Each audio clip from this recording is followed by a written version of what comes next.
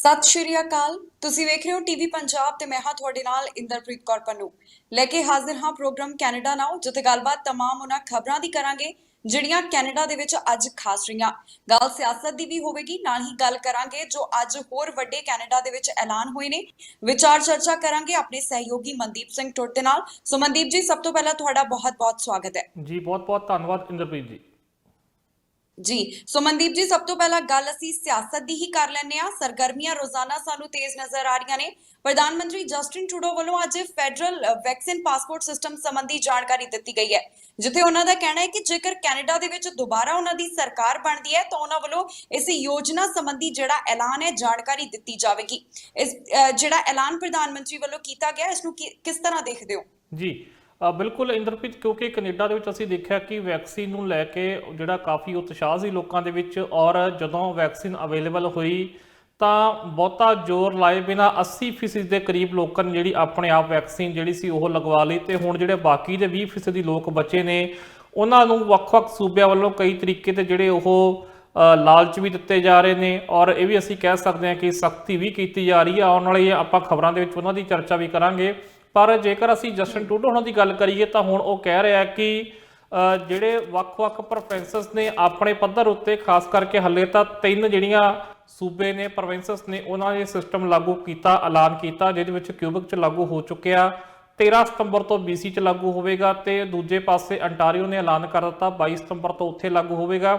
ਸੋ ਉਹਨਾਂ ਨੇ ਕਿਹਾ ਕਿ ਇਹ ਜਿਹੜੇ ਪ੍ਰੋਵਿੰਸ਼ੀਅਲ ਜਿਹੜੇ ਸਰਟੀਫਿਕੇਟ ਹੋਣਗੇ, ਪ੍ਰੂਫ ਆਫ ਵੈਕਸੀਨੇਸ਼ਨ ਹੋਣਗੇ, ਇਹਨਾਂ ਨੂੰ ਉਹ ਇੰਟਰਨੈਸ਼ਨਲ ਟਰੈਵਲ ਲਈ ਜਿਹੜੀ ਉਹ ਮਾਨਤਾ ਦੇਣਗੇ ਜਦ ਤੱਕ ਫੈਡਰਲ ਜਿਹੜਾ ਸਿਸਟਮ ਹੈ ਉਹ ਸੈਟਅਪ ਨਹੀਂ ਹੋ ਜਾਂਦਾ। ਉਹ ਕਹਿੰਦੇ ਕਿ ਜਿਹੜੇ ਸੂਬਿਆਂ ਨੇ ਆਪਣੇ ਸਿਸਟਮ ਸੈਟਅਪ ਕੀਤੇ ਆ, ਉਹਨਾਂ ਨਾਲ ਹੀ ਕਹਿੰਦੇ ਅਸੀਂ ਇੰਟਰਨੈਸ਼ਨਲ ਜਿਹੜੀ ਆ ਟਰੈਵਲ ਕਰਨ ਦੀ ਇਜਾਜ਼ਤ ਦੇ ਦੇਵਾਂਗੇ। ਔਰ ਇਸ ਤੋਂ ਇਲਾਵਾ ਫੈਡਰਲ ਪੱਧਰ ਤੇ ਵੀ ਜਿਹੜਾ ਵਾ ਇਸ ਨੂੰ ਇੱਕ ਸਿਸਟਮ ਲਿਆਂਦਾ ਜਾਵੇਗਾ, ਜਿਹਦੇ ਵਿੱਚ ਜਿਹੜਾ ਵਾ ਵੈਕਸੀਨ ਪਾਸਪੋਰਟ ਦੀ ਚਾਹੇ ਗੱਲ ਕਰ ਲਈਏ, ਚਾਹੇ ਪ੍ਰੂਫ ਆਫ ਵੈਕਸੀਨੇਸ਼ਨ ਦੀ ਗੱਲ ਕਰੀਏ, ਕਿ ਦੁਨੀਆ ਭਰ ਦੇ ਵਿੱਚ ਜਿਹੜੀ ਆ ਉਹਨੂੰ ਮਾਨਤਾ ਮਿਲ ਸਕੇ। ਦੁਨੀਆ ਭਰ ਦੇ ਵਿੱਚ ਤੁਸੀਂ ਇਹ ਪ੍ਰੂਫ ਕਰ ਸਕੋ ਵੀ ਤੁਹਾਡੇ ਵੈਕਸੀਨ ਲੱਗੀ ਹੋਈ ਆ। ਉਹਦੇ ਵਿੱਚ ਜਿਹੜਾ ਵਾ ਉਹ ਆਪਣੇ ਪੱਧਰ ਤੇ ਵੀ ਕੰਮ ਕਰਨਗੇ ਜੇ ਦੁਬਾਰਾ ਉਹਨਾਂ ਦੀ ਸਰਕਾਰ ਚੁਣੀ ਜਾਂਦੀ ਆ। ਇਸ ਤੋਂ ਪਹਿਲਾਂ ਵੀ ਜਸਟਿਨ ਟਰੂਡੋ ਨੇ ਇੱਕ ਐਲਾਨ ਕੀਤਾ ਸੀਗਾ ਕਿ ਜੇਕਰ ਉਹਨਾਂ ਦੀ ਸਰਕਾਰ ਦੁਬਾਰਾ ਚੁਣੀ ਜਾਂਦੀ ਆ ਤਾਂ $1 ਬਿਲੀਅਨ ਜਿਹੜਾ ਉਹ ਸੂਬਿਆਂ ਨੂੰ ਦੇਣਗੇ ਤਾਂ ਕਿ ਇਸ ਉੱਤੇ ਉਹ ਕੰਮ ਕਰ ਸਕਣ। ਵੱਖ-ਵੱਖ ਥਾਵਾਂ ਉੱਤੇ ਕਿਸ ਤਰੀਕੇ ਨਾਲ ਪ੍ਰੂਫ ਆਫ ਵੈਕਸੀਨੇਸ਼ਨ ਦੇਖਿਆ ਜਾਵੇਗਾ, ਜਿਵੇਂ ਕਿ ਰੈਸਟੋਰੈਂਟ ਜਾਂ ਥੀਏਟਰ ਜਾਂ ਹੋਰ ਬਹੁਤ ਸਾਰੀਆਂ ਥਾਵਾਂ ਤੇ ਜਿੱਥੇ ਜ਼ਰੂਰੀ ਕੀਤਾ ਗਿਆ, ਉੱਥੇ ਕਿਸ ਤਰੀਕੇ ਨਾਲ ਕਿਹੜੇ ਸਿਸਟਮ ਲਾਏ ਜਾਣਗੇ, ਉਹਦੇ ਵਿੱਚ ਵੀ ਉਹ ਮਦਦ ਕਰਨਗੇ, ਸੂਬਿਆਂ ਨਾਲ ਮਿਲ ਕੇ ਕੰਮ ਕਰਨਗੇ। ਔਰ ਵੈਕਸੀਨ ਦੇ ਨਾਂ ਤੇ ਜਿਹੜੀ ਉਹ ਸਿਆਸਤ ਵੀ ਹੋ ਰਹੀ ਹੈ। ਜਦੋਂ ਆਪਾਂ ਡਿਬੇਟ ਦੀ ਗੱਲ ਕੀਤੀ ਤਾਂ ਉਹਦੇ ਵਿੱਚ ਵੀ ਗੱਲ ਕਰਾਂਗੇ ਕਿ ਕਿਸ ਤਰੀਕੇ ਨਾਲ ਉਹ 'ਚ ਵੀ ਵੈਕਸੀਨ ਅਤੇ ਹੈਲਥ ਕੇਅਰ ਦੇ ਮੁੱਦੇ ਹਾਵੀ ਰਹੇ। ਪਰ ਜਸਟਿਨ ਟਰੂਡੋ ਨੇ ਵਾਅਦਾ ਕੀਤਾ ਕਿ ਜਿਹੜੇ ਪ੍ਰੋਵਿੰਸ਼ੀਅਲ ਇਸ ਵਕਤ ਪ੍ਰੂਫ ਆਫ ਵੈਕਸੀਨੇਸ਼ਨ ਬਣ ਰਹੇ ਨੇ, ਉਹਨਾਂ ਦੇ ਨਾਲ ਕਹਿੰਦੇ ਅਸੀਂ ਫੈਡਰਲ ਲੈਵਲ ਤੇ ਵੀ ਤੇ ਇੰਟਰਨੈਸ਼ਨਲ ਲੈਵਲ ਤੇ ਵੀ ਕੰਮ ਜਿਹੜਾ ਉਹ ਚਲਾ ਲਵਾਂਗੇ। ਜੀ ਬਿਲਕੁਲ, ਗੱਲ ਕੀਤੀ ਹੈ ਡਿਬੇਟ ਦੀ ਅਸੀਂ ਗੱਲ ਕਰ ਲੈਂਦੇ ਹਾਂ। ਕੱਲ ਫ੍ਰੈਂਚ ਭਾਸ਼ਾ ਦੇ ਵਿੱਚ ਡਿਬੇਟ ਹੋਈ ਹੈ।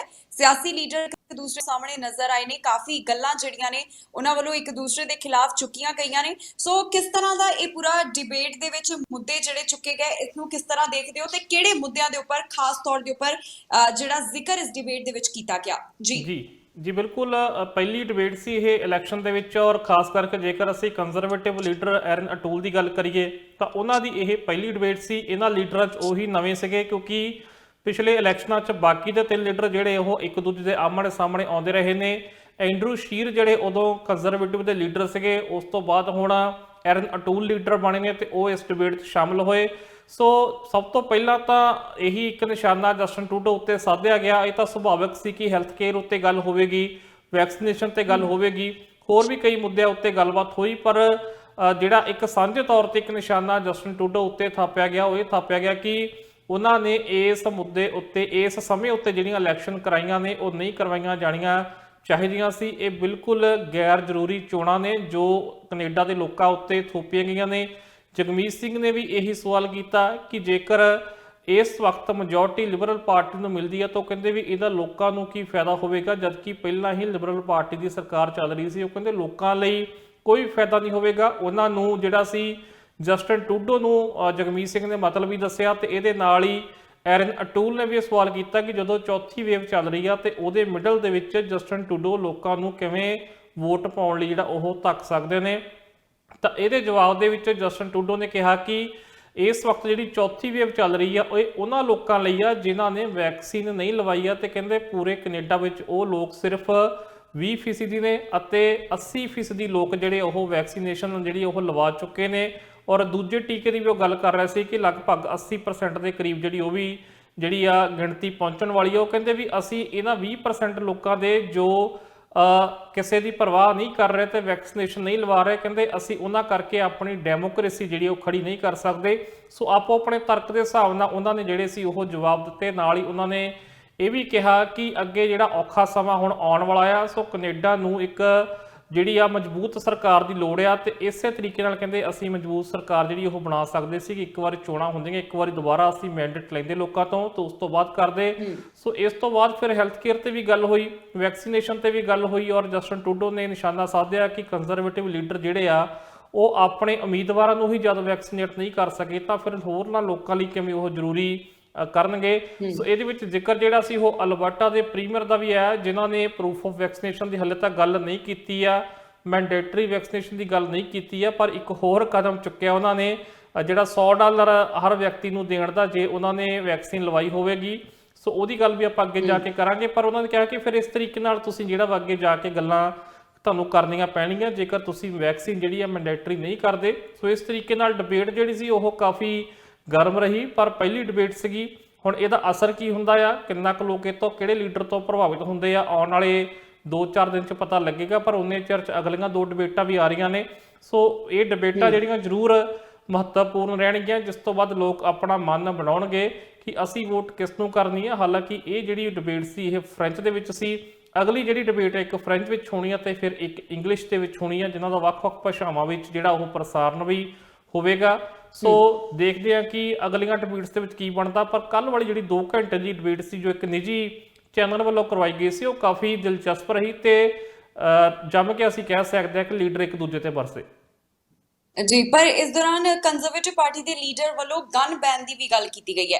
ਹਾਲਾਂਕਿ ਅੱਜ ਵੀ ਉਹਨਾਂ ਨੇ ਚੋਣ ਪ੍ਰਚਾਰ ਦੇ ਵਿੱਚ ਇਸ ਦੇ ਜਿਹੜਾ ਮਾਮਲਾ ਇਸ ਨੂੰ ਦੁਬਾਰਾ ਚੁੱਕਿਆ ਹੈ, ਪਰ ਲਿਬਰਲ ਇਸ ਦੇ ਸੰਬੰਧੀ ਨਿਸ਼ਾਨਾ ਸਾਧਦੇ ਹੋਏ ਦਿਖਾਈ ਦੇ ਰਹੇ ਨੇ। ਇੱਕ ਪਾਸੇ ਕੰਜ਼ਰਵੇਟਿਵ ਪਾਰਟੀ ਗੱਲ ਕਰ ਰਹੀ ਹੈ ਗਨ ਬੈਨ ਕਰਨ ਦੀ ਤੇ ਦੂਜੇ ਪਾਸੇ ਲਿਬਰਲ ਪਾਰਟੀ ਵੱਲੋਂ ਉਹਨਾਂ ਨੂੰ ਝੂਠਾ ਦੱਸਿਆ ਜਾ ਰਿਹਾ। ਜੀ ਕੀ ਕਹਿਣਾ ਚਾਹੋਗੇ? ਜੀ ਬਿਲਕੁਲ, ਕਿਉਂਕਿ ਲਿਬਰਲ ਪਾਰਟੀ ਵੱਲੋਂ ਜਿਹੜੀਆਂ ਅਸੌਲਟ ਰਾਈਫਲਸ ਆ ਜਾਂ ਮਿਲਟਰੀ ਸਟਾਈਲ ਰਾਈਫਲ ਵੀ ਅਸੀਂ ਕਈ ਵਾਰ ਕਹਿ ਦਿੰਦੇ ਆ, ਉਹਨਾਂ ਤੇ ਜਿਹੜਾ ਬੈਨ ਲਾਇਆ ਗਿਆ ਸੀ ਔਰ ਇਹ ਜਿਹੜੀ ਚਰਚਾ ਚੱਲ ਰਹੀ ਸੀ ਕੰਜ਼ਰਵੇਟਿਵ ਵੱਲੋਂ ਕਿ ਇਹ ਇਸ ਦੇ ਹੱਕ 'ਚ ਨੇ ਜਾਂ ਵਿਰੋਧ ਵਿੱਚ ਨੇ। ਸੋ ਇਹਦੇ ਸੰਬੰਧੀ ਜਦੋਂ ਰਾਤੀ ਡਿਬੇਟ ਦੇ ਵਿੱਚ ਸਵਾਲ ਪੁੱਛਿਆ ਗਿਆ ਤਾਂ ਐਰਨ ਅਟੂਲ ਨੇ ਕਿਹਾ ਕਿ ਜਿਹੜਾ ਲਿਬਰਲਸ ਨੇ ਜਿਸ ਤਰੀਕੇ ਨਾਲ ਬੈਨ ਲਾਇਆ ਸੀ ਅਸੀਂ ਉਹਨੂੰ ਜਿਹੜਾ ਰਿਪੀਲ ਨਹੀਂ ਕਰਾਂਗੇ ਔਰ ਇਹ ਜਿਹੜਾ ਜਾਰੀ ਰਹੂਗਾ।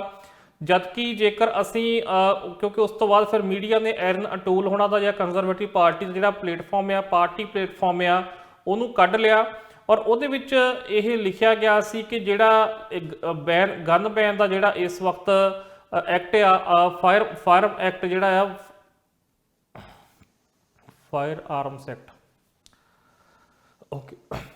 ਸੋ ਇਸ ਤੋਂ ਬਾਅਦ ਫਿਰ ਜਿਹੜਾ ਕੰਜ਼ਰਵੇਟਿਵ ਪਾਰਟੀ ਦਾ ਜਿਹੜਾ ਪਲੇਟਫਾਰਮ ਹੈ, ਇਲੈਕਸ਼ਨ ਪਲੇਟਫਾਰਮ ਹੈ, ਉਹਦੇ ਵਿੱਚੋਂ ਜਿਹੜਾ ਉਹਨਾਂ ਨੇ ਇਸ ਸੰਬੰਧੀ ਗੱਲਬਾਤ ਕੀਤੀ ਆ ਜਿਹਨੂੰ ਅਸੀਂ ਫਾਇਰ ਆਰਮਸ ਐਕਟ ਕਹਿੰਦੇ ਆ, ਉਹਦੇ ਸੰਬੰਧੀ ਉਹਨਾਂ ਨੇ ਕਿਹਾ ਕਿ ਜਿਹੜੀਆਂ ਤਬਦੀਲੀਆਂ ਲਿਬਰਲਸ ਨੇ ਕੀਤੀਆਂ ਹੋਈਆਂ ਨੇ ਜਿਹਦੇ ਵਿੱਚ ਉਹਨਾਂ ਨੇ ਇਹ ਕਿਹਾ ਸੀ ਕਿ ਅਸੀਂ ਇਹਨੂੰ ਬੈਨ ਕਰ ਦਿਓ। ਕਹਿੰਦੇ ਕਿ ਇਹਦੇ ਵਿੱਚ ਕੁਝ ਸੋਧਾਂ ਜਿਹੜੀਆਂ ਉਹ ਅਸੀਂ ਕੀਤੀਆਂ ਜਾਣਗੀਆਂ, ਉਹਦੇ ਵਿੱਚ ਬੈਨ ਦੀ ਗੱਲ ਨਹੀਂ ਆਖੀ ਹੈ ਜਿਸ ਤਰੀਕੇ ਨਾਲ ਦਾਅਵਾ ਕੀਤਾ ਜਾ ਰਿਹਾ। ਇਹ ਕਿਹਾ ਜਾ ਰਿਹਾ ਕਿ ਪਹਿਲਾਂ ਬੰਦੇ ਦਾ ਬੈਕਗ੍ਰਾਉਂਡ ਚੈੱਕ ਹੋਵੇਗਾ, ਹੋਰ ਕਈ ਤਰੀਕੇ ਦੀਆਂ ਸਖਤੀਆਂ ਕੀਤੀਆਂ ਜਾਣਗੀਆਂ, ਸ਼ਾਇਦ ਉਸ ਤੋਂ ਬਾਅਦ ਅਲਾਓ ਕਰ ਦਿੱਤਾ ਜਾਵੇਗਾ। ਪਰ ਪਾਰਟੀ ਤੇ ਲੀਡਰ ਇਸ ਵਕਤ ਕਹਿ ਰਿਹਾ ਕਿ ਅਸੀਂ ਜਿਹੜੀਆਂ ਇਹ ਅਲਾਓ ਨਹੀਂ ਕਰਾਂਗੇ।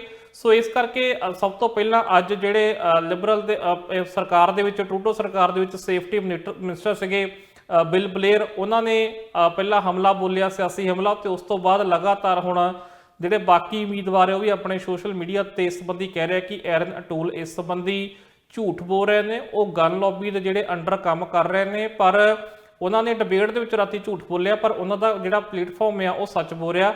ਸੋ ਇਸ ਤਰੀਕੇ ਨਾਲ ਸਿਆਸਤ ਚੱਲ ਰਹੀ ਹੈ। ਕੰਜ਼ਰਵੇਟਿਵ ਪਾਰਟੀ ਵੱਲੋਂ ਜਵਾਬ ਦਿੱਤੇ ਜਾ ਰਹੇ, ਉਹ ਕਹਿੰਦੇ ਵੀ ਅਸੀਂ ਜਿਹੜਾ ਵਾ ਜੋ ਐਕਟ ਬਣਾਇਆ ਸੀ ਲਿਬਰਲਸ ਨੇ ਉਹਨੂੰ ਰਿਪੀਲ ਜਿਹੜਾ ਉਹ ਨਹੀਂ ਕਰਾਂਗੇ, ਪਰ ਲਿਬਰਲ ਜਿਹੜੀ ਆ ਉਸ ਪਲੇਟਫਾਰਮ ਨੂੰ ਕੱਢ ਕੇ ਆਪਣੇ ਸਿਆਸੀ ਹਮਲੇ ਕਰ ਰਹੀ ਹੈ।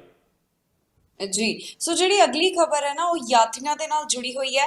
ਅਕਸਰ ਹੀ ਸਵਾਲ ਸਾਨੂੰ ਵੀ ਆਉਂਦੇ ਰਹਿੰਦੇ ਨੇ ਕਿ ਯਾਤਰੀ ਕਦੋਂ ਕੈਨੇਡਾ ਦੇ ਵਿੱਚ ਆ ਸਕਦੇ ਨੇ। ਕੈਨੇਡਾ ਸਰਕਾਰ ਵੱਲੋਂ ਐਲਾਨ ਜਿਸ ਤਰ੍ਹਾਂ ਕੀਤਾ ਗਿਆ ਸੀ ਉਸ ਦੇ ਮੁਤਾਬਕ ਅਗਲੇ ਹਫ਼ਤੇ ਤੋਂ ਯਾਤਰੀਆਂ ਦਾ ਸਵਾਗਤ ਕੀਤਾ ਜਾਵੇਗਾ। ਸ਼ਰਤ ਵੀ ਜਿਹੜੀਆਂ ਰੱਖੀਆਂ ਗਈਆਂ ਉਸ ਦੇ ਬਾਰੇ ਤੁਹਾਡੇ ਤੋਂ ਅਸੀਂ ਜਾਣਕਾਰੀ ਹਾਸਲ ਕਰਾਂਗੇ। ਪਰ ਇੱਕ ਚੰਗੀ ਖਬਰ ਹੈ ਕਿ ਕਾਫੀ ਲੰਬੇ ਸਮੇਂ ਤੋਂ ਜੋ ਯਾਤਰਾ ਪਾਬੰਦੀਆਂ ਲਗਾਈਆਂ ਗਈਆਂ ਸਨ ਉਹਨਾਂ ਦੇ ਵਿੱਚ ਰਾਹਤ ਦੇਣ ਦੀ ਸ਼ੁਰੂਆਤ ਕੀਤੀ ਗਈ ਹੈ। 9 ਅਗਸਤ ਤੋਂ ਅਮਰੀਕਾ ਵਾਸੀਆਂ ਨੂੰ ਆਉਣ ਦੀ ਇਜਾਜ਼ਤ ਮਿਲੀ ਹੈ ਤੇ ਹੁਣ 7 ਸਤੰਬਰ ਤੋਂ ਬਾਕੀ ਦੇਸ਼ਾਂ ਦੇ ਯਾਤਰੀ ਵੀ ਕੈਨੇਡਾ ਆ ਸਕਣਗੇ। ਕਿਸ ਤਰ੍ਹਾਂ ਦੇਖਦੇ ਹੋ ਇਸ ਫੈਸਲੇ ਨੂੰ? ਜੀ ਬਿਲਕੁਲ, ਕਿਉਂਕਿ ਲਗਾਤਾਰ ਸਵਾਲ ਮੇਰੇ ਖਿਆਲ ਨਾਲ ਹੁਣ ਤੋਂ ਦੀ ਬਹੁਤ ਲੰਬੇ ਸਮੇਂ ਤੋਂ ਸਵਾਲ ਆ ਰਿਹਾ ਕਿ ਆਖਰਕਾਰ ਕੈਨੇਡਾ ਯਾਤਰਾ ਕਦੋਂ ਸ਼ੁਰੂ ਹੋਵੇਗੀ, ਕਿਉਂਕਿ 2020 ਦੇ ਵਿੱਚ ਮਾਰਚ ਤੋਂ ਜਿਹੜੀ ਇਹ ਬੰਦ ਹੋ ਗਈ ਸੀ ਤੇ ਉਸ ਤੋਂ ਬਾਅਦ ਜੇਕਰ ਅਸੀਂ ਨਾਨ ਐਸੈਂਸ਼ੀਅਲ ਟਰੈਵਲ ਦੀ ਗੱਲ ਕਰੀਏ, ਵਿਜ਼ਟਰ ਵੀਜ਼ਾ ਵਾਲਿਆਂ ਦੀ ਗੱਲ ਕਰੀਏ ਤਾਂ ਹਾਲੇ ਤੱਕ ਉਹ ਕੈਨੇਡਾ ਨਹੀਂ ਆ ਸਕੇ ਆ। ਹਾਲਾਂਕਿ ਜੇਕਰ ਕਿਸੇ ਨੂੰ ਕੋਈ ਐਮਰਜੈਂਸੀ ਆ ਤਾਂ ਉਸ ਸੰਬੰਧ ਵਿੱਚ ਉਹ ਆ ਸਕਦਾ ਆ, ਪਰ ਜਦੋਂ ਤੋਂ ਡਾਇਰੈਕਟ ਫਲਾਈਟਾਂ ਬੰਦ ਹੋਈਆਂ ਤਾਂ ਹਾਲਾਤ ਹੋਰ ਵੀ ਜਿਹੜੇ ਉਹ ਵਿਗੜ ਗਏ ਆ। ਸੋ ਹੁਣ ਜਿਹੜਾ ਵਾ 7 ਸਤੰਬਰ ਤੋਂ ਆਸ ਕੀਤੀ ਜਾ ਰਹੀ ਹੈ, ਜਿਸ ਤਰੀਕੇ ਨਾਲ ਪਹਿਲਾਂ ਤੋਂ ਐਲਾਨ ਕੀਤਾ ਹੋਇਆ ਸੀਗਾ ਕਿ 7 ਸਤੰਬਰ ਤੋਂ ਜਿਹੜਾ ਆਮ ਯਾਤਰੀਆਂ ਦਾ ਕੈਨੇਡਾ ਸਵਾਗਤ ਕਰੇਗਾ।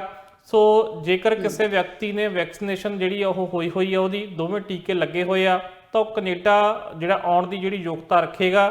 ਜੇਕਰ ਉਸਦੇ ਕੋਲ ਵੀਜ਼ਾ ਹੈ ਤਾਂ ਉਹ ਕੈਨੇਡਾ ਆ ਸਕਦਾ, ਚਾਹੇ ਉਹ ਸੈਰ ਸਪਾਟਾ ਵੀਜ਼ਾ ਹੋਵੇ, ਚਾਹੇ ਉਹ ਜਿਹੜੇ ਕਾਫੀ ਵਿਅਕਤੀ ਜਿਹੜੇ PR ਲੈ ਕੇ COPR ਲੈ ਕੇ ਬੈਠੇ, ਜਿਹੜੇ ਉਹ ਭਾਰਤ ਬੈਠੇ ਆ ਜਾਂ ਹੋਰਨਾਂ ਮੁਲਕਾਂ 'ਚ ਬੈਠੇ ਆ, ਉਹ ਵੀ ਕੈਨੇਡਾ ਆ ਸਕਦੇ ਆ। ਜਾਂ ਹੋਰ ਬਹੁਤ ਸਾਰੀਆਂ ਕੈਟਾਗਰੀਆਂ ਦੇ ਸਟੂਡੈਂਟਸ ਨੇ, ਜਾਂ ਅਸੀਂ ਕਹਿ ਸਕਦੇ ਹਾਂ ਕਿ ਵਰਕ ਪਰਮਿਟ ਵਾਲੇ ਨੇ, ਬਿਜ਼ਨਸ ਵਾਲੇ ਨੇ।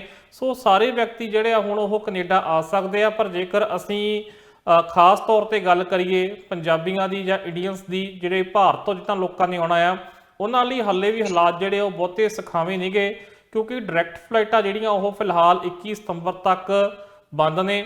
ਔਰ 21 ਸਤੰਬਰ ਤੋਂ ਪਹਿਲਾਂ ਇੱਕ ਵਾਰ ਤਾਂ ਜ਼ਰੂਰ ਅਪਡੇਟ ਆਵੇਗੀ ਕਿ ਇਹਦਾ ਬੈਨ ਜਿਹੜਾ ਹੋਰ ਵਧਾਇਆ ਜਾਂਦਾ ਆ ਜਾਂ ਘਟਾਇਆ ਜਾਂਦਾ ਆ। ਸੋ ਇਸ ਤੋਂ ਬਾਅਦ ਜਿਹੜਾ ਵਾ ਫਿਲਹਾਲ, ਕਿਉਂਕਿ 7 ਸਤੰਬਰ ਨੂੰ ਇਹ ਐਲਾਨ ਹੋ ਗਿਆ ਆ, 21 ਤੱਕ ਤਾਂ ਘੱਟੋ ਘੱਟ ਅਸੀਂ ਕਹਿ ਸਕਦੇ ਹਾਂ ਕਿ ਯਕੀਨੀ ਤੌਰ ਤੇ ਫਲਾਈਟਾਂ ਬੰਦ ਤੇ ਉਸ ਤੋਂ ਪਹਿਲਾਂ ਤਾਂ ਕੋਈ ਐਲਾਨ ਨਹੀਂ ਹੋਣ ਵਾਲਾ। ਸੋ ਉਸ ਦੌਰਾਨ ਜੇਕਰ ਭਾਰਤ ਤੋਂ ਕੋਈ ਆਉਣਾ ਚਾਹੁੰਦਾ ਆ ਤਾਂ ਉਹਨਾਂ ਨੂੰ ਫਿਰ ਇਨਡਾਇਰੈਕਟ ਫਲਾਈਟਾਂ ਲੈ ਕੇ ਆਉਣਾ ਪਵੇਗਾ। ਉਹੀ ਫਿਰ ਉਹਨਾਂ ਲਈ ਵੀ ਕਾਨੂੰਨ ਆ ਕਿ ਜਿੱਥੋਂ ਉਹ ਆਉਣਗੇ ਤੀਜੀ ਕਿਸੇ ਕੰਟਰੀ ਦੀ ਜਿਹੜੀ ਰਿਪੋਰਟ ਆ ਉਹਨਾਂ ਕੋਲ ਹੋਣੀ ਚਾਹੀਦੀ ਹੈ ਨੈਗੇਟਿਵ ਦੀ। ਜਿੱਥੇ ਸਟੇ ਕਰਨਗੇ, ਜਿੱਥੋਂ ਦੀ ਫਲਾਈਟ ਲੈ ਕੇ ਆਉਣਗੇ, ਉਹ ਕੋਈ ਵੀ ਕੰਟਰੀ ਹੋ ਸਕਦੀ ਆ ਭਾਰਤ ਨੂੰ ਛੱਡ ਕੇ, ਕਿਉਂਕਿ ਭਾਰਤ ਦੀ ਰਿਪੋਰਟ ਜਿਹੜੀ ਆ ਉਹ ਇੱਥੇ ਨਹੀਂ ਮੰਨੀ ਜਾ ਰਹੀ, ਉਹਦੇ ਤੇ ਯਕੀਨ ਨਹੀਂ ਕੀਤਾ ਜਾ ਰਿਹਾ। ਸੋ ਇਸ ਕਰਕੇ ਤੀਜੀ ਥਾਂ ਤੋਂ ਉਹਦਾ ਹੋਣਾ ਜ਼ਰੂਰੀ ਆ। ਸੋ ਇਸ ਕਰਕੇ ਅਸੀਂ ਕਹਿ ਸਕਦੇ ਹਾਂ ਕਿ ਹਾਲੇ ਭਾਰਤੀਆਂ ਨੂੰ ਕੋਈ ਇਹਦਾ ਬਹੁਤਾ ਭਾਅ ਨਹੀਂ, ਕਿਉਂਕਿ ਉਧਰ ਦੀ ਟਿਕਟਾਂ ਵੀ ਅਸੀਂ ਹੁਣ ਦੇਖ ਰਹੇ ਹਾਂ, ਜਦੋਂ ਬਿਆਨ ਸੁਣਦੇ ਉਹਨਾਂ ਲੋਕਾਂ ਦੇ ਜਿਹੜੇ ਆ ਰਹੇ ਆ ਕਿ ਕਈ ਦੀ 2.5 ਲੱਖ, ਕਿਸੇ ਦੀ 3 ਲੱਖ ਤੇ ਕਿਸੇ ਦੀ 3.5 ਲੱਖ ਤੱਕ ਦੀ ਕੋਸਟ ਵੀ ਆ ਰਹੀ ਆ ਘੁੰਮ ਕੇ ਆਉਣ ਦੀ। ਔਰ 3-4 ਦਿਨ ਦੀ ਜਿਹੜੀ ਖੱਜਲ ਖਵਾਰੀ ਆ ਉਹ ਵੱਖਰੀ ਹੋ ਰਹੀ ਆ, 2-2 3-3 ਮੁਲਕਾਂ ਵਿੱਚ ਦੀ ਘੁੰਮ ਕੇ ਆਉਣਾ ਪੈ ਰਿਹਾ। ਸੋ ਇਸ ਕਰਕੇ ਜਿਹੜਾ ਵਾ ਭਾਰਤੀਆਂ ਲਈ ਹਾਲਾਤ ਥੋੜੇ ਔਖੇ ਨੇ, ਖਾਸ ਕਰਕੇ ਪੰਜਾਬੀਆਂ ਲਈ ਜਿਹੜੇ ਕੈਨੇਡਾ ਆਉਣਾ ਚਾਹੁੰਦੇ ਨੇ, ਚਾਹੇ ਉਹਨਾਂ ਕੋਲ ਵਿਜ਼ਟਰ ਵੀਜ਼ਾ ਆ। ਹਾਂ, ਜਦੋਂ ਡਾਇਰੈਕਟ ਫਲਾਈਟਾਂ ਖੁੱਲਦੀਆਂ ਨੇ ਤਾਂ ਜ਼ਰੂਰ ਜਿਹੜੇ ਉਹ ਆ ਸਕਦੇ ਆ। ਔਰ ਇੱਕ ਗੱਲ ਹੋਰ ਹੈ, ਜੇਕਰ ਅਸੀਂ ਵੈਕਸੀਨ ਦੇ ਪੱਖ ਤੋਂ ਦੇਖੀਏ ਤਾਂ ਉੱਥੇ ਇੱਕ ਲਿਸਟ ਵੀ ਜਿਹੜੀ ਜਾਰੀ ਕੀਤੀ ਗਈ ਆ, ਜਿਹਦੇ ਵਿੱਚ ਦੱਸਿਆ ਗਿਆ ਕਿ ਕਿਹੜੀ ਵੈਕਸੀਨ ਵਾਲੇ ਲੋਕ ਆ ਉਹ ਆ ਸਕਦੇ ਆ। ਉਹਦੇ ਵਿੱਚ ਭਾਰਤ ਵਿੱਚ ਜਿਹੜੀ ਵੈਕਸੀਨ ਲੱਗ ਰਹੀ ਆ ਕੋਵਿਸ਼ੀਲਡ ਐਸਟਰਾਜੈਨੇਕਾ ਦੀ, ਜੋ ਨਾਲ ਮਿਲ ਕੇ ਬਣਾਈ ਗਈ ਆ, ਉਹਨੂੰ ਅਪਰੂਵਲ ਹੈਗੀ ਆ। ਪਰ ਕੋਵੈਕਸੀਨ ਦੇ ਅੱਗੇ ਜਿਹੜਾ ਕਾਂਟਾ ਮਾਰਿਆ ਗਿਆ ਕਿ ਕੋਵੈਕਸੀਨ ਜਿਨ੍ਹਾਂ ਦੇ ਲੱਗੀ ਹੋਈ ਆ, ਜਿਹੜੀ ਭਾਰਤ ਵਿੱਚ ਇਸ ਵਕਤ ਵੱਧ ਲੱਗ ਰਹੀ ਆ, ਉਹ ਵਿਅਕਤੀ ਸਫਰ ਨਹੀਂ ਕਰ ਸਕਦੇ। ਸੋ ਇਸ ਗੱਲ ਦਾ ਵੀ ਖਿਆਲ ਰੱਖਣਾ ਪਵੇਗਾ। ਜੀ ਬਿਲਕੁਲ। ਇਸ ਤੋਂ ਬਾਅਦ ਜਿਸ ਤਰ੍ਹਾਂ ਪਹਿਲਾਂ ਵੀ ਤੁਸੀਂ ਜ਼ਿਕਰ ਕੀਤਾ ਹੈ ਕਿ ਐਲਬਰਟਾ ਵੱਲੋਂ ਇੱਕ ਕਦਮ ਚੁੱਕਿਆ ਗਿਆ, ਸਵਾਲ ਇਹੀ ਹੈ ਅਗਲਾ, ਇਸ ਦੇ ਉੱਪਰ ਵਿਚਾਰ ਹਾਸਲ ਕਰਨਾ ਚਾਹਾਂਗੇ ਕਿ ਐਲਬਰਟਾ ਵੱਲੋਂ ਹੁਣ ਇੱਕ ਜਿਹੜਾ ਕਦਮ ਚੁੱਕਿਆ ਗਿਆ ਤਾਂ ਕਿ ਜਿਹੜੇ ਲੋਕ ਰਹਿੰਦੇ ਨੇ ਉਹ ਵੀ ਟੀਕਾ ਹਾਸਲ ਕਰ ਲੈਣ। ਕਹਿੰਦੇ ਨੇ ਕਿ ਜਿਹੜੇ 2 ਡੋਜ਼ ਹਾਸਲ ਕਰਨਗੇ ਉਹਨਾਂ ਨੂੰ $100 ਦਿੱਤੇ ਜਾਣਗੇ। ਕਿਸ ਤਰ੍ਹਾਂ ਦਿੱਤੇ ਜਾਣਗੇ ਇਹ ਵੀ ਉਹਨਾਂ ਵੱਲੋਂ ਦੱਸਿਆ ਗਿਆ, ਪਰ ਨਾਲ ਹੀ ਸਖਤੀਆਂ ਵੀ ਐਲਾਨੀਆਂ ਗਈਆਂ ਨੇ। ਇੱਕ ਵਾਰ ਫਿਰ ਤੋਂ ਮਾਸਕ ਪਾਉਣਾ ਲਾਜ਼ਮੀ ਕਰ ਦਿੱਤਾ ਗਿਆ ਹੈ। ਕਿਸ ਤਰ੍ਹਾਂ ਦੇਖਦੇ ਹੋ ਐਲਬਰਟਾ ਦੇ ਇਸ ਫੈਸਲੇ ਨੂੰ, ਜਿੱਥੇ ਕਦਮ ਚੁੱਕਿਆ ਜਾ ਰਿਹਾ ਹੈ ਕਿ ਹੋਰ ਵੀ ਲੋਕ ਵੈਕਸੀਨ ਜਲਦ ਹਾਸਲ ਕਰਨ? ਜੀ ਬਿਲਕੁਲ, ਅਲਬਰਟਾ ਦੇ ਮਾਮਲੇ 'ਚ ਜੇਕਰ ਆਪਾਂ ਇੰਦਰਪ੍ਰੀਤ ਗੱਲ ਕਰੀਏ ਤਾਂ ਉੱਥੇ ਜੈਸਨ ਕੈਨੀ ਇਸ ਵਕਤ ਪ੍ਰੀਮੀਅਰ ਨੇ, ਔਰ ਉਹਨਾਂ ਦੀ ਕਾਫੀ ਉੱਥੇ ਲੋਕਪ੍ਰਿਯਤਾ ਵੀ ਹੈਗੀ ਆ, ਕਿਉਂਕਿ ਪਹਿਲੀ ਵਾਰ ਉਹਨਾਂ ਨੇ ਪ੍ਰੋਵਿੰਸ਼ੀਅਲ ਇਲੈਕਸ਼ਨ ਇੱਕ ਪਾਰਟੀ ਬਣਾ ਕੇ ਲੜੀ ਤਾਂ ਉਹਨਾਂ ਨੂੰ ਜਿੱਤ ਵੀ ਪ੍ਰਾਪਤ ਹੋਈ, ਉਹਨਾਂ ਦੀ ਸਰਕਾਰ ਆ। ਪਰ ਇਸ ਕੋਵਿਡ ਦੇ ਦੌਰਾਨ ਜਿਵੇਂ ਉਹਨਾਂ ਨੇ ਕੋਵਿਡ ਨੂੰ ਹੈਂਡਲ ਕੀਤਾ ਆ, ਉਹਦੇ ਤੋਂ ਉਹਨਾਂ ਦੀ ਲੋਕਪ੍ਰਿਯਤਾ ਥੋੜੀ ਜਿਹੜੀ ਉਹ ਜ਼ਰੂਰ ਘਟੀ ਆ, ਕਿਉਂਕਿ ਇਹ ਦੋਸ਼ ਲਾਏ ਜਾ ਰਹੇ ਉਹਨਾਂ ਤੇ ਕਿ ਉਹਨਾਂ ਨੇ ਬਹੁਤੀਆਂ ਸਖਤੀਆਂ ਨਹੀਂ ਕੀਤੀਆਂ, ਸਹੀ ਸਮੇਂ ਤੇ ਸਹੀ ਕਦਮ ਨਹੀਂ ਚੁੱਕੇ। ਇਸ ਕਰਕੇ ਜਿਹੜਾ ਵਾ ਅਲਬਰਟਾ ਦੇ ਵਿੱਚ ਹੁਣ ਇੱਕ ਵਾਰੀ ਫੇਰ ਜਿਹੜਾ ਆ ਉਹ ਕੋਵਿਡ ਦੇ ਜਿਹੜੇ ਕੇਸ ਆ ਵਧਣੇ ਸ਼ੁਰੂ ਹੋ ਗਏ ਆ ਔਰ ਜਿਹੜੇ ਮਾਹਰ ਆ ਉਹ ਵੀ ਕਹਿ ਰਹੇ ਆ ਕਿ ਜੇਕਰ ਇਸੇ ਤਰੀਕੇ ਨਾਲ ਚੱਲਦਾ ਰਿਹਾ ਤਾਂ ਰੋਜ਼ਾਨਾ 2000 ਕੇਸ ਜਿਹੜੇ ਆ ਉਹ ਸਿਰਫ ਤੇ ਸਿਰਫ ਅਲਬਰਟਾ ਤੋਂ ਨਿਕਲ ਕੇ ਸਾਹਮਣੇ ਆ ਸਕਦੇ ਆ। ਸੋ ਉਸ ਨੂੰ ਮੁੱਖ ਰੱਖਦੇ ਆ ਜਿਹੜਾ ਵਾ ਇਹ ਜਿਹੜੀਆਂ ਤੁਸੀਂ ਪਾਬੰਦੀਆਂ ਦੱਸੀਆਂ ਕਿ ਮਾਸਕ ਪਾਉਣਾ ਜ਼ਰੂਰੀ ਕਰ ਦਿੱਤਾ ਗਿਆ ਆ ਔਰ ਕੁਝ ਥਾਵਾਂ ਉੱਤੇ ਖਾਸ ਕਰਕੇ ਜਿੱਥੇ ਸ਼ਰਾਬ ਵਗੈਰਾ ਵਰਤਾਈ ਜਾਂਦੀ ਹੈ ਉੱਥੇ 10 ਵਜੇ ਤੋਂ ਬਾਅਦ ਹੁਣ ਉਹ ਚੀਜ਼ਾਂ ਨਹੀਂ ਚੱਲ ਸਕਣਗੀਆਂ। ਪਰ ਇਹਦੇ ਨਾਲ ਹੀ ਇੱਕ ਪ੍ਰੂਫ ਆਫ ਵੈਕਸੀਨੇਸ਼ਨ ਦੀ ਜਿਹੜੀ ਗੱਲ ਬਾਕੀ ਸੂਬਿਆਂ ਚੱਲ ਰਹੀ ਆ, ਪਰ ਕਿਉਂਕਿ ਜੈਸਨ ਕੈਨੀ ਜਿਹੜੇ ਉਹ ਕੰਜ਼ਰਵੇਟਿਵ ਪੋਲਿਟਿਕਸ ਨਾਲ ਸੰਬੰਧ ਰੱਖਦੇ ਆ ਔਰ ਉਸ ਪਾਸੇ ਨੂੰ ਜੇਕਰ ਅਸੀਂ ਦੇਖੀਏ ਤਾਂ ਬਹੁਤ ਘੱਟ ਲੋਕ ਨੇ ਉਹਨਾਂ ਵਿੱਚੋਂ ਜਿਹੜੇ ਕਿ ਇਸ ਮੈਂਡੇਟਰੀ ਵੈਕਸੀਨ ਦੇ ਉੱਤੇ ਯਕੀਨ ਰੱਖਦੇ ਆ ਔਰ ਇਹਦੇ ਨਾਲ ਹੀ ਸੰਬੰਧਤ ਜਿਹੜਾ ਜੋੜ ਕੇ ਜੈਸਨ ਕੈਨੀ ਦੇ ਫੈਸਲੇ ਨੂੰ ਦੇਖਿਆ ਜਾ ਰਿਹਾ ਕਿ ਉਹਨਾਂ ਨੇ ਪ੍ਰੂਫ ਆਫ ਵੈਕਸੀਨੇਸ਼ਨ ਦੀ ਗੱਲ ਹਾਲੇ ਤੱਕ ਨਹੀਂ ਕੀਤੀ ਆ, ਬਲਕਿ ਉਹਨਾਂ ਨੇ ਕੀਤਾ ਇਹ ਹੈ ਕਿ $100 ਦਾ ਲਾਲਚ ਦਿੱਤਾ ਲੋਕਾਂ ਨੂੰ ਕਿ ਜੇਕਰ ਤੁਸੀਂ ਵੈਕਸੀਨ ਲਵਾਓਗੇ ਤਾਂ ਤੁਹਾਨੂੰ ਜਿਹੜੇ $100 ਆ ਉਹਦਾ ਲਾਭ ਜਿਹੜਾ $100 ਦਾ ਤੁਹਾਨੂੰ ਦਿੱਤਾ ਜਾਊਗਾ, ਤੁਹਾਨੂੰ ਡੈਬਿਟ ਦਿੱਤਾ ਜਾਊਗਾ ਜਾਂ ਤੁਹਾਨੂੰ ਖਰਚਣ ਲਈ ਦਿੱਤੇ ਜਾਣਗੇ। ਸੋ $100 ਦੇ ਲਾਲਚ ਵਿੱਚ ਹੁਣ ਵੈਕਸੀਨ ਲਵਾਉਣ ਦੀ ਜਿਹੜੀ ਗੱਲ ਹੈ ਉਹ ਕੀਤੀ ਜਾ ਰਹੀ ਆ। ਸੋ ਪ੍ਰੂਫ ਆਫ ਵੈਕਸੀਨੇਸ਼ਨ ਦੇ ਵਿੱਚ ਤਾਂ ਅਸੀਂ ਦੇਖਿਆ ਕਿ ਇੱਕਦਮ ਉਤਸ਼ਾਹ ਲੋਕਾਂ 'ਚ ਵਧਿਆ। ਕੱਲ ਆਪਾਂ ਅੰਟਾਰੀਓ ਦੀ ਗੱਲ ਕੀਤੀ ਸੀ, ਉੱਥੇ ਐਲਾਨ ਹੋਇਆ ਤਾਂ ਉੱਥੇ ਇੱਕ ਦਿਨ 'ਚ 7-8 ਹਜ਼ਾਰ ਵੱਧ ਲੋਕਾਂ ਨੇ ਜਿਹੜੀ ਸੀ ਉਹ ਆਪਣੀ ਅਪਾਇੰਟਮੈਂਟ ਲਈ ਵੈਕਸੀਨ ਦੇ ਲਈ। BC ਵਿੱਚ ਵੀ ਇੱਕ ਵੱਡਾ ਜਦੋਂ ਇਹ ਹੋਇਆ ਸੀਗਾ ਤੇ BC ਵਿੱਚ ਵੀ ਲੋਕ ਭੱਜੇ ਸੀਗੇ ਵੈਕਸੀਨ ਲਈ, ਕਿਊਬਕ 'ਚ ਵੀ ਅਸਰ ਦੇਖਣ ਨੂੰ ਮਿਲਿਆ। ਸੋ ਕੈਨੇਡਾ ਦੇ ਵਿੱਚ ਇੱਕ ਨਵਾਂ ਤਜਰਬਾ ਆ ਕਿ ਤੁਹਾਨੂੰ ਹਾਲਾਂਕਿ ਲੋਟਰੀ ਵਾਲੀ ਜ਼ਰੂਰ ਗੱਲ ਹੋਈ ਆ ਪਹਿਲਾਂ ਕਿ ਮੈਨੀਟੋਬਾ ਨੇ ਕੀਤਾ ਸੀਗਾ ਕਿ ਜੇਕਰ ਤੁਸੀਂ ਵੈਕਸੀਨ ਲਵਾਉਂਦੇ ਹੋ ਤਾਂ ਤੁਹਾਡੀ ਲੋਟਰੀ ਨਿਕਲ ਸਕਦੀ ਆ, ਪਰ ਉਹ ਤਾਂ ਸ਼ਾਇਦ ਇੱਕ ਅੱਧੇ ਬੰਦੇ ਨਿਕਲੇਗੀ, ਪਰ ਇਹ $100 ਹਰੇਕ ਨੂੰ ਦੇਣ ਦੀ ਗੱਲ ਕੀਤੀ ਜਾ ਰਹੀ ਆ। ਸੋ ਦੇਖਦੇ ਆ ਕਿ ਇਹ ਮਾਡਲ ਜਿਹੜਾ ਹੁਣ ਕਿੰਨਾ ਕਾਮਯਾਬ ਹੁੰਦਾ ਹੈ। ਜੀ, ਪਰ ਸੂਬੇ ਜਿੱਥੇ ਇੱਕ ਵਾਰ ਫਿਰ ਤੋਂ ਪਾਬੰਦੀਆਂ ਦਾ ਐਲਾਨ ਕਰ ਰਹੇ ਨੇ, ਪਹਿਲਾਂ ਰਾਹਤ ਦੇ ਦਿੱਤੀ ਗਈ, ਉਧਰ ਦੂਜੇ ਪਾਸੇ ਪੂਰੇ ਕੈਨੇਡਾ ਦੇ ਲਈ ਵੀ ਚਿੰਤਾ ਦਾ ਪ੍ਰਗਟਾਵਾ ਲਗਾਤਾਰ ਕੀਤਾ ਜਾ ਰਿਹਾ ਹੈ। ਡਾਕਟਰ ਟੀਮ ਨੇ ਕਿਹਾ ਹੈ ਕਿ ਜੇਕਰ ਇਹੀ ਹਾਲਾਤ ਰਹਿੰਦੇ ਨੇ, ਪਾਬੰਦੀਆਂ ਦੇ ਵਿੱਚ ਢਿੱਲ ਦਿੱਤੀ ਜਾਂਦੀ ਰਹੀ ਤੇ ਜੋ ਵੈਕਸੀਨ ਜੇਕਰ ਜਲਦ ਹਾਸਲ ਨਾ ਕੀਤੀ ਗਈ ਤਾਂ ਫਿਰ ਰੋਜ਼ਾਨਾ ਕਾਫੀ ਜ਼ਿਆਦਾ ਮਾਮਲੇ ਸਾਹਮਣੇ ਆ ਸਕਦੇ ਨੇ। ਉਹਨਾਂ ਦਾ ਕਹਿਣਾ ਹੈ ਕਿ ਜੇਕਰ ਨੌਜਵਾਨ ਜਿਹੜੇ ਕੋਵਿਡ-19 ਵੈਕਸੀਨ ਹਾਸਲ ਕਰ ਲੈਣ ਤਾਂ ਚੌਥੀ ਲਹਿਰ ਦੇ ਖਤਰੇ ਨੂੰ ਟਾਲਿਆ ਜਾ ਸਕਦਾ ਹੈ। ਕਿਸ ਤਰ੍ਹਾਂ ਦੇਖਦੇ ਹੋ ਉਹਨਾਂ ਦੇ ਇਸ ਬਿਆਨ ਨੂੰ? ਬਿਲਕੁਲ, ਕਿਉਂਕਿ ਨੌਜਵਾਨਾਂ ਨੂੰ ਬੜੇ ਦੇਰ ਤੋਂ ਅਪੀਲ ਕੀਤੀ ਜਾ ਰਹੀ ਹੈ ਕਿ ਵੱਧ ਤੋਂ ਵੱਧ ਵੈਕਸੀਨ ਲਵਾਉਣ। ਖੈਰ ਵੱਡੀ ਪੱਧਰ 'ਚ ਵੈਕਸੀਨ ਲਵਾ ਵੀ ਲਈ ਹੈ, ਕਿਉਂਕਿ ਜੇਕਰ ਅਸੀਂ ਕਹੀਏ ਕਿ ਕੈਨੇਡਾ ਦੀ 80% ਆਬਾਦੀ ਇਸ ਵਕਤ ਵੈਕਸੀਨੇਟਡ ਹੋ ਚੁੱਕੀ ਆ ਤਾਂ ਉਹਦੇ ਵਿੱਚ ਯਕੀਨਨ ਬਹੁਤ ਵੱਡੀ ਪੱਧਰ ਤੇ ਨੌਜਵਾਨ ਵੀ ਨੇ, ਪਰ ਬਹੁਤ ਸਾਰੇ ਲੋਕ ਇਹੋ ਜਿਹੇ ਹੱਲੇ ਹੈਗੇ ਵੀ ਨੇ ਜਿਨ੍ਹਾਂ ਨੇ ਵੈਕਸੀਨ ਨਹੀਂ ਲਵਾਈ ਆ। ਸੋ ਉਹਦੇ ਖਤਰੇ ਜਿਹੜੇ ਆ ਸਮੇਂ-ਸਮੇਂ ਤੇ ਜਿਹੜੇ ਉਹ ਜਿਹੜੇ ਵੱਡੇ ਹੈਲਥ ਅਧਿਕਾਰੀ ਉਹ ਦੱਸਦੇ ਰਹੇ ਨੇ। ਔਰ ਜਿਹੜਾ ਤੁਸੀਂ ਅੱਜ ਜ਼ਿਕਰ ਕੀਤਾ ਕਿ ਇਹ ਦੱਸਿਆ ਗਿਆ ਕਿ 15,000 ਮਾਮਲੇ ਜਿਹੜੇ ਰੋਜ਼ਾਨਾ ਕੈਨੇਡਾ 'ਚ ਸਾਹਮਣੇ ਆ ਸਕਦੇ ਆ ਚੌਥੀ ਵੇਵ ਦੇ ਵਿੱਚ, ਜੇਕਰ ਹੋਰ ਵੈਕਸੀਨ ਜਿਹੜੀ ਲੋਕ ਨਹੀਂ ਲਵਾਉਂਦੇ। ਔਰ ਇਸ ਵਕਤ ਗੱਲ ਉਹੀ ਹੋ ਰਹੀ ਆ ਜਿਹੜੀ ਜਸਟਨ ਟਰੂਡੋ ਹੋਣਾ ਨੇ ਅੱਜ ਕਹੀ ਆ ਕਿ ਚੌਥੀ ਵੇਵ ਉਹਨਾਂ ਲਈ ਆ ਜਿਨ੍ਹਾਂ ਨੇ ਵੈਕਸੀਨ ਨਹੀਂ ਲਵਾਈ ਆ ਹਾਲੇ ਤੱਕ। ਪਰ ਜੇਕਰ ਅਸੀਂ ਦੇਖੀਏ ਤਾਂ ਇੱਕਾ ਦੁੱਕਾ ਥਾਵਾਂ ਤੇ ਕੇਸ ਉਸ ਤਰੀਕੇ ਦੇ ਵੀ ਆ ਰਹੇ ਜਿੱਥੇ ਲੋਕਾਂ ਨੇ ਵੈਕਸੀਨੇਸ਼ਨ ਵੀ ਲਵਾਈ ਆ, ਪਰ ਫਿਰ ਵੀ ਉਹ ਕੋਵਿਡ ਦੇ ਨਾਲ ਜਿਹੜਾ ਉਹ ਜੂਝ ਰਹੇ ਨੇ। ਔਰ BC ਵਿੱਚ ਵੀ ਜੇਕਰ ਅਸੀਂ ਕਹੀਏ ਤਾਂ 94% ਕੇਸ ਉਹ ਆ ਰਹੇ ਜਿਨ੍ਹਾਂ ਨੇ ਵੈਕਸੀਨੇਸ਼ਨ ਨਹੀਂ ਲਵਾਈ, ਪਰ ਫਿਰ ਵੀ 6% ਲੋਕ ਉਹ ਵੀ ਹੈਗੇ ਆ ਜਿਨ੍ਹਾਂ ਦੇ ਵੈਕਸੀਨ ਲੱਗੀ ਹੋਈ ਆ। ਸੋ ਇhtiyat ਤਾਂ ਤੁਹਾਨੂੰ ਫਿਰ ਵੀ ਰੱਖਣਾ ਪਵੇਗਾ, ਪਰ ਜਿਹੜੀ ਆ ਕਾਫੀ ਹੱਦ ਤੱਕ ਜਿਹੜੇ ਆ ਤੁਸੀਂ ਸੁਰੱਖਿਅਤ ਹੋ ਜਾਂਦੇ ਹੋ ਕੋਵਿਡ ਤੋਂ ਜੇਕਰ ਤੁਸੀਂ ਵੈਕਸੀਨ ਲਵਾਈ ਹੋਈ ਆ। ਸੋ ਕੋਸ਼ਿਸ਼ ਹੁਣ ਇਹੀ ਕੀਤੀ ਜਾ ਰਹੀ ਹੈ ਕਿ ਵੱਧ ਤੋਂ ਵੱਧ ਲੋਕਾਂ ਦੇ ਵੈਕਸੀਨ ਜੇਕਰ ਲੱਗ ਜਾਵੇਗੀ ਤਾਂ ਇਹ ਨੰਬਰ ਜਿਹੜੇ ਆ ਹੋਰ ਵੀ ਘਟਾਏ ਜਾ ਸਕਦੇ ਆ। ਔਰ ਜਿਸ ਤਰੀਕੇ ਨਾਲ ਹੁਣ ਖੁੱਲ੍ਹ ਮਿਲੀ ਹੋਈ ਆ, ਪਿਛਲੇ ਮਹੀਨਿਆਂ 'ਚ ਅਸੀਂ ਦੇਖਿਆ ਕਿ ਵੱਡੀਆਂ ਗੈਦਰਿੰਗਸ ਹੋ ਰਹੀਆਂ ਨੇ, ਵਿਆਹ ਸ਼ਾਦੀਆਂ ਸਾਰੇ ਪ੍ਰੋਗਰਾਮ ਚੱਲ ਰਹੇ ਨੇ ਆਮ ਵਾਂਗ, ਔਰ ਰੈਸਟੋਰੈਂਟ 'ਚ ਡਾਈਨਿੰਗ ਵੀ ਚੱਲ ਰਿਹਾ। ਸੋ ਕੇਸ ਜਿਹੜੇ ਆ ਉਸ ਮੁਕਾਬਲੇ ਕਿਉਂਕਿ ਵੈਕਸੀਨੇਸ਼ਨ ਹੋਈ ਆ ਸੋ ਉਹਨੇ ਨੇ ਜਿਹੜਾ ਕੰਟਰੋਲ ਜ਼ਰੂਰ ਕੀਤਾ ਆ। ਪਰ ਇਸ ਵਕਤ ਜਿੰਨੇ ਹੱਲੇ ਵੀ ਜਿਹੜੇ 20% ਲੋਕ ਹੈਗੇ ਨੇ ਜਿਨ੍ਹਾਂ ਦੇ ਟੀਕਾ ਨਹੀਂ ਲੱਗਾ ਆ, ਸੋ ਉਹਨਾਂ ਦੇ ਖਤਰੇ ਨੂੰ ਦੇਖਦੇ ਇੱਕ ਵਾਰੀ ਫਿਰ ਪਾਬੰਦੀਆਂ ਵੀ ਲਾਈਆਂ ਜਾ ਰਹੀਆਂ ਨੇ ਤੇ ਇਸ ਤਰੀਕੇ ਦੀਆਂ ਸਟੇਟਮੈਂਟ ਵੀ ਆ ਰਹੀਆਂ ਨੇ। ਜੀ, ਕੱਲ ਜਿਸ ਤਰ੍ਹਾਂ ਅਸੀਂ ਪ੍ਰੋਗਰਾਮ ਦੇ ਵਿੱਚ ਜ਼ਿਕਰ ਵੀ ਕੀਤਾ ਹੈ ਕਿ ਬ੍ਰਿਟਿਸ਼ ਕੋਲੰਬੀਆ ਦੇ ਵਿੱਚ ਜੋ ਰਾਹਤ ਦਿੱਤੀ ਜਾਣੀ ਸੀ 7 ਸਤੰਬਰ ਤੋਂ ਜੋ ਪੜਾਅ ਸ਼ੁਰੂ ਹੋ ਰਿਹਾ ਹੈ, ਪਰ ਹੁਣ ਜਿਹੜੇ ਕਰੋਨਾ ਵਾਇਰਸ ਦੇ ਮਾਮਲਿਆਂ ਨੂੰ ਧਿਆਨ ਵਿੱਚ ਰੱਖਦਿਆਂ ਇਕੱਠ ਸੰਬੰਧੀ ਵੀ ਨਵਾਂ ਐਲਾਨ ਕੀਤਾ ਗਿਆ। ਮਾਸਕ ਬਾਰੇ ਤਾਂ ਪਹਿਲਾਂ ਹੀ ਬ੍ਰਿਟਿਸ਼ ਕੋਲੰਬੀਆ ਨੇ ਐਲਾਨ ਕਰ ਦਿੱਤਾ ਸੀ ਤੇ ਜਿੱਥੇ ਇੱਕ ਪਾਸੇ ਇਹ ਫੈਸਲਾ ਲਿਆ ਜਾ ਰਿਹਾ ਸੀ ਕਿ ਹੁਣ ਸਾਰੀਆਂ ਪਾਬੰਦੀਆਂ ਨੂੰ ਖਤਮ ਕਰ ਦਿੱਤਾ ਜਾਵੇਗਾ, ਹੁਣ ਪਰ ਇਸ ਦੀ ਬਜਾਏ ਇਹ ਦੇਖਣ ਨੂੰ ਮਿਲ ਰਿਹਾ ਹੈ ਕਿ ਪਾਬੰਦੀਆਂ ਮੁੜ ਤੋਂ ਲਗਾਈਆਂ ਜਾ ਰਹੀਆਂ ਨੇ। ਬ੍ਰਿਟਿਸ਼ ਕੋਲੰਬੀਆ ਦੇ ਵਿੱਚ ਕੀ ਮੌਜੂਦਾ ਹਾਲਾਤ ਬਣੇ ਹੋਏ ਨੇ? ਬਿਲਕੁਲ ਇੰਦਰਪ੍ਰੀਤ, ਕਿਉਂਕਿ 7 ਸਤੰਬਰ ਤੋਂ ਜਿਹੜਾ ਚੌਥਾ ਫੇਜ਼ ਆ, ਚੌਥਾ ਸਟੈਪ ਆ, ਉਹ ਰੀਓਪਨਿੰਗ ਦਾ ਸ਼ੁਰੂ ਹੋਣਾ ਸੀ, ਜਿਹਦੇ ਵਿੱਚ ਇਸ ਤਰੀਕੇ ਦੀਆਂ ਹਦਾਇਤਾਂ ਸੀਗੀਆਂ ਕਿ ਮਾਸਕ ਤੁਹਾਡੀ ਮਰਜ਼ੀ ਆ, ਤੁਸੀਂ ਪਾਉਣਾ ਆ ਨਹੀਂ ਪਾਉਣਾ ਤੁਹਾਡੀ ਮਰਜ਼ੀ ਆ, ਸੋਸ਼ਲ ਡਿਸਟੈਂਸਿੰਗ ਤੁਹਾਡੀ ਮਰਜ਼ੀ ਆ, ਤੁਸੀਂ ਕਰਨੀ ਨਹੀਂ ਕਰਨੀ ਆ। ਔਰ ਇਹਦੇ ਨਾਲ ਨਾਲ ਜਿਹੜਾ ਵਾ ਇਕੱਠ ਵੀ ਹੋ ਸਕਦੇ ਸੀ ਤੇ ਹੋਰ ਸਾਰੀਆਂ ਚੀਜ਼ਾਂ ਨੂੰ ਵੀ ਜਿਹੜਾ ਵਾ ਅਸੀਂ ਕਹਿ ਸਕਦੇ ਸੀ ਕਿ ਲਗਭਗ ਆਮ ਵਰਗੀ ਜ਼ਿੰਦਗੀ ਵਰਗੀ ਜਿਹੜੀ ਕਲਪਨਾ ਕੀਤੀ ਗਈ ਸੀ ਕਿ 7 ਸਤੰਬਰ ਤੋਂ ਬਾਅਦ ਸ਼ੁਰੂ ਹੋਵੇਗੀ।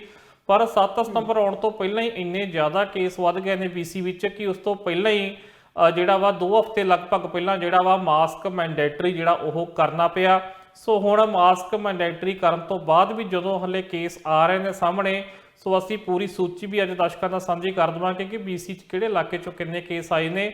ਪਰ ਉਸ ਤੋਂ ਪਹਿਲਾਂ ਅੱਜ ਹੁਣ ਇਹ ਵੀ ਕਹਿ ਦਿੱਤਾ ਗਿਆ ਕਿ ਜਿਹੜੇ ਇਕੱਠ ਹੈ ਉਹ ਵੀ ਹੁਣ ਜਿਵੇਂ ਪਹਿਲਾਂ ਸੀ ਕਿ 5 ਵਿਅਕਤੀ ਇੱਕ ਘਰ ਦੇ ਵਿੱਚ ਆ ਸਕਦੇ ਨੇ ਜਾਂ 50 ਬੰਦਿਆਂ ਤੋਂ ਵੱਧ ਇਕੱਠ ਨਹੀਂ ਹੋ ਸਕਦਾ ਕਿਸੇ ਈਵੈਂਟ ਤੇ। ਉਹੀ ਹਦਾਇਤਾਂ ਜਿਹੜੀਆਂ ਇੱਕ ਵਾਰੀ ਫਿਰ ਜਿਹੜੀਆਂ ਜਾਰੀ ਕਰ ਦਿੱਤੀਆਂ ਗਈਆਂ ਨੇ। ਔਰ ਜੇਕਰ ਅਸੀਂ ਆਪਣੇ ਦਰਸ਼ਕਾਂ ਨਾਲ ਅੱਜ BC ਦੀ ਇੱਕ ਵਾਰੀ ਫਿਰ ਅਪਡੇਟ ਰੀਜਨ ਵਾਈਜ਼ ਸਾਂਝੀ ਕਰ ਦਿੱਤਾ ਸੀ, ਦੱਸੀਏ ਕਿ ਕੁੱਲ ਮਿਲਾ ਕੇ ਪਿਛਲੇ 24 ਘੰਟਿਆਂ ਦੌਰਾਨ ਜਿਹੜੇ ਆ 671 ਕਰੋਨਾ ਦੇ ਜਿਹੜੇ ਮਾਮਲੇ ਆ ਬ੍ਰਿਟਿਸ਼ ਕੋਲੰਬੀਆ ਵਿੱਚ ਸਾਹਮਣੇ ਆਏ ਆ, ਜਿਹਦੇ ਵਿੱਚ ਹੁਣ ਫਰੇਜ਼ਰ ਹੈਲਥ ਤੋਂ ਇਸ ਵਕਤ ਜਿਹੜੇ ਆ ਮਾਮਲੇ ਸਾਹਮਣੇ ਆ ਰਹੇ ਸੀ। ਪਹਿਲਾਂ ਓਕਾਨਾਗਨ ਵੈਲੀ ਜੇਕਰ ਅਸੀਂ ਗੱਲ ਕਰੀਏ ਇੰਟੀਰੀਅਰ ਹੈਲਥ ਰੀਜਨ ਤੋਂ, ਉੱਥੋਂ ਮਾਮਲੇ ਸਾਹਮਣੇ ਆ ਰਹੇ ਸੀ। ਹੁਣ ਮਾਮਲੇ ਜਿਹੜੇ ਉਹ ਫਰੇਜ਼ਰ ਹੈਲਥ ਤੋਂ 230 ਮਾਮਲੇ ਪਿਛਲੇ 24 ਘੰਟੇ ਦੌਰਾਨ ਸਾਹਮਣੇ ਆਏ ਨੇ। ਵੈਨਕੂਵਰ ਕੋਸਟਲ ਹੈਲਥ ਤੋਂ 78 ਅਤੇ ਇਹਦੇ ਨਾਲ ਹੀ ਇੰਟੀਰੀਅਰ ਹੈਲਥ ਰੀਜਨ ਤੋਂ 230, ਨਾਰਥਰਨ ਹੈਲਥ ਰੀਜਨ ਤੋਂ 89 ਅਤੇ ਆਈਲੈਂਡ ਤੋਂ 44 ਜਿਹੜੇ ਮਾਮਲੇ ਉਹ ਸਾਹਮਣੇ ਆਏ ਨੇ। ਤੇ ਪਿਛਲੇ 24 ਘੰਟੇ ਦੌਰਾਨ 3 ਹੋਰ ਲੋਕਾਂ ਦੀ ਮੌਤ ਕੋਵਿਡ ਕਰਕੇ BC ਦੇ ਵਿੱਚ ਜਿਹੜੀ ਉਹ ਹੋ ਚੁੱਕੀ ਹੈ। ਜੀ, ਪਰ ਬ੍ਰਿਟਿਸ਼ ਕੋਲੰਬੀਆ ਦੇ ਵਿੱਚ ਇੱਕ ਹੋਰ ਸਾਨੂੰ ਚੰਗੀ ਚੀਜ਼ ਵੀ ਦੇਖਣ ਨੂੰ ਮਿਲੀ ਹੈ ਕਿ ਜਦੋਂ ਵੈਕਸੀਨੇਸ਼ਨ ਪਾਸਪੋਰਟ ਸਿਸਟਮ ਦਾ ਐਲਾਨ ਕੀਤਾ ਗਿਆ ਤਾਂ ਉਸ ਤੋਂ ਬਾਅਦ ਜਿਹੜੇ ਵੈਕਸੀਨ ਹਾਸਲ ਕਰਨ ਵਾਲੇ ਸਨ ਉਹਨਾਂ ਦੇ ਵਿੱਚ ਵਾਧਾ ਦਰਜ ਕੀਤਾ ਗਿਆ, ਜਾਣੀ ਕਿ ਪਹਿਲਾਂ ਦੇ ਮੁਕਾਬਲੇ ਹੁਣ ਬੁਕਿੰਗ ਜਿਹੜੀਆਂ ਨੇ ਉਹ ਵੱਧ ਹੋ ਰਹੀਆਂ ਨੇ। ਸੋ ਕੀ ਲੱਗਦਾ ਹੈ ਕਿ ਇਸ ਦੇ ਨਾਲ ਕਿੰਨਾ ਕੁ ਜਿਹੜਾ ਬਦਲਾਅ ਹੈ ਉਹ ਆ ਸਕਦਾ ਹੈ? ਬਿਲਕੁਲ ਇੰਦਰਪ੍ਰੀਤ, ਜਿਵੇਂ ਕਿ ਆਪਾਂ ਪਹਿਲਾਂ ਵੀ ਕਰਕੇ ਹਟੇ ਹਾਂ ਕਿ 2-3 ਸੂਬਿਆਂ ਵਿੱਚ ਤਾਂ ਇਹਦਾ ਅਸਰ ਦੇਖਣ ਨੂੰ ਮਿਲਿਆ। BC ਵਿੱਚ ਵੀ ਅਸੀਂ ਦੇਖਿਆ ਕਿ ਜਿਸ ਦਿਨ ਵੈਕਸੀਨੇਸ਼ਨ ਪਾਸਪੋਰਟ ਸੀਗਾ ਮਾਫ ਕਰਨਾ ਜਿਹੜਾ ਪ੍ਰੂਫ ਆਫ ਵੈਕਸੀਨੇਸ਼ਨ ਦੀ ਗੱਲ ਹੋਈ ਵੀ ਤੁਸੀਂ ਇੱਥੇ ਨਹੀਂ ਜਾ ਸਕਦੇ, ਤੁਸੀਂ ਰੈਸਟੋਰੈਂਟ ਨਹੀਂ ਜਾ ਸਕਦੇ, ਤੁਸੀਂ ਕਲੱਬ ਨਹੀਂ ਜਾ ਸਕਦੇ, ਤੁਸੀਂ ਕਿਸੇ ਈਵੈਂਟ ਵਿੱਚ ਨਹੀਂ ਜਾ ਸਕਦੇ, ਵਿਆਹ ਸ਼ਾਦੀਆਂ ਦੀ ਵੀ ਦੀ ਲਿਸਟ ਨੂੰ ਵੀ ਇਸੇ ਲਿਸਟ ਵਿੱਚ ਪਾ ਲਿਆ ਗਿਆ। ਤਾਂ ਉਸ ਦੌਰਾਨ ਜਿਹੜਾ ਸੀ ਫਿਰ ਲੋਕਾਂ ਨੂੰ ਇਹ ਸ਼ਾਇਦ ਥੋੜਾ ਲੱਗਾ ਕਿ ਜੇਕਰ ਅਸੀਂ ਕਲਪਨਾ ਕਰਕੇ ਦੇਖੀਏ ਕਿ ਅਸੀਂ ਇਹਨਾਂ ਚੋਂ ਕਿਸੇ ਵੀ ਥਾਂ ਨਹੀਂ ਜਾ ਸਕਦੇ ਤਾਂ ਇਹ ਲੱਗਦਾ ਵੀ ਖਰਿਆ ਸਮਾਜਿਕ ਤੌਰ ਤੇ ਸਾਡਾ ਕੋਈ ਬਾਈਕਾਟ ਹੀ ਹੋ ਗਿਆ। ਔਰ ਇਸ ਦੇ ਨਾਲ ਹੀ ਜਿਹੜਾ ਸੀ ਤਰੀਕ ਵੀ ਦੇ ਦਿੱਤੀ ਗਈ, ਇੰਨੀ ਤਰੀਕ ਤੋਂ ਪਹਿਲਾਂ ਤੁਹਾਡੀ ਇੱਕ ਵੈਕਸੀਨ ਲੱਗੀ ਹੋਣੀ ਜ਼ਰੂਰੀ ਆ 13 ਸਤੰਬਰ ਤੋਂ, ਉਸ ਤੋਂ ਬਾਅਦ ਫਿਰ ਤੁਹਾਡੇ ਅਕਤੂਬਰ ਦੇ ਵਿੱਚ ਦੋਵੇਂ ਜਿਹੜੇ ਟੀਕੇ ਉਹ ਲੱਗੇ ਹੋਣੇ ਜਿਹੜੇ ਉਹ ਜ਼ਰੂਰੀ ਨੇ। ਤਾਂ ਉਸ ਤੋਂ ਬਾਅਦ ਫਿਰ ਲੋਕਾਂ ਨੇ ਕਿਹਾ ਕਿ ਸਮਾਂ ਘੱਟ ਹੈ ਕਿ ਜਿੰਨੀ ਜਲਦੀ ਹੋ ਸਕੇ ਵੈਕਸੀਨੇਸ਼ਨ ਜਿਹੜੀ ਆ ਉਹ ਲਵਾ ਲੈਣੀ ਚਾਹੀਦੀ ਆ। ਸੋ ਜਿਸ ਨੂੰ ਦੇਖਦਿਆਂ ਹੋਇਆ ਇਹਦਾ ਅਸਰ ਵੀ ਦੇਖਣ ਨੂੰ ਮਿਲਿਆ। ਸੋ ਅੱਜ ਜਿਹੜੀਆਂ ਕੈਨੇਡਾ ਦੇ ਵਿੱਚ ਵੱਡੀਆਂ ਖਬਰਾਂ ਸਨ ਉਹਨਾਂ ਦੇ ਉੱਪਰ ਵਿਚਾਰ ਚਰਚਾ ਸੀ ਆਪਣੇ ਜਿਹੜੇ ਸਹਿਯੋਗੀ ਨੇ ਉਹਨਾਂ ਦੇ ਨਾਲ ਕੀਤੀ ਹੈ। ਇਸੇ ਤਰ੍ਹਾਂ ਰੋਜ਼ਾਨਾ ਗੱਲਬਾਤ तमाम ਖਬਰਾਂ ਦੇ ਉੱਪਰ ਕਰਦੇ ਰਵਾਂਗੇ, ਖਾਸ ਤੌਰ ਦੇ ਉੱਪਰ ਸਿਆਸਤ ਦੇ ਨਾਲ ਜੁੜੀ ਹੋਈ ਜਿਹੜੀ ਗੱਲਬਾਤ ਹੈ ਜਾਣਕਾਰੀ ਤੁਹਾਡੇ ਤੱਕ ਪਹੁੰਚਾਵਾਂਗੇ। ਸੋ ਬਾਕੀ ਸਾਰੀਆਂ ਖਬਰਾਂ ਦੇ ਲਈ ਤੁਸੀਂ ਬਣੇ ਰਹੋ TV ਪੰਜਾਬ ਦੇ ਨਾਲ। ਸਾਨੂੰ ਦਿਓ ਇਜਾਜ਼ਤ।